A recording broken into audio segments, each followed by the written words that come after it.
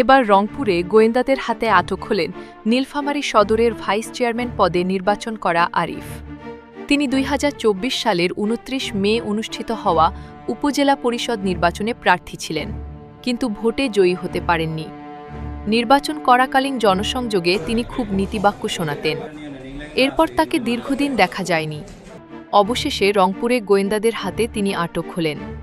তিনি মূলত নীলফামারী জেলার ভুয়া ভিসা প্রতারক চক্রের অন্যতম সক্রিয় প্রতারক। নীলফামারী সদর, সৈয়দপুর, কিশোরগঞ্জ সহ আরও যে এলাকায় ভিসা প্রতারক আছে তাদের ধরতে কঠোর অভিযান চালাচ্ছে প্রশাসন। এটা হচ্ছে আজকে আমরা তিনজনকে আটক করেছি। এরা হচ্ছে জাল ভিসা প্রদানকারী চক্রের একটা সদস্য। এটা একটা বড় নেটওয়ার্ক। এই নেটওয়ার্কের সামান্য অংশই আমরা ধরতে পেরেছি। তা আজকে আমরা এই তাজহাট থানার কলেজপাড়া এলাকায়, কারমাইকেল কলেজ সংলগ্ন এলাকায় একটা অভিযান করি এবং সেই অভিযানে আমরা তিনজনকে আটক করি। তিনজন আটক করি এবং আটকের পাশাপাশি তাদের কাছ থেকে বিপুল পরিমাণ ডকুমেন্ট আমরা পাই। সেই ডকুমেন্টের মধ্যে আছে 10টা বাংলাদেশি পাসপোর্ট, জেনুইন পাসপোর্ট, যেটা আমরা দু একজনের সাথে কথা বলে নিশ্চিত হয়েছি।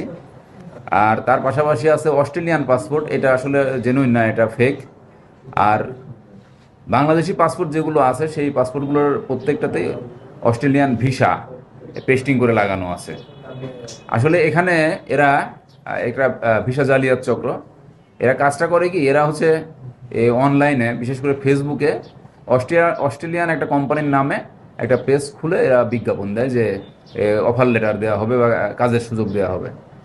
তো তারপর যখন বিশেষ করে এদের টার্গেট থাকে আমাদের দেশের অসচেতন বিদেশগামী এবং যারা মধ্যপ্রাচ্য বা মালয়েশিয়ায় আছে এরা যখন এদের সাথে যোগাযোগ করে, তখন এদের আস্থা আনার জন্য, বিশ্বাস আনার জন্য এরা এমন একটা রুমের মধ্যে এমন একটা আবহ তৈরি করে যেন এটা একটা অস্ট্রেলিয়ার অফিস।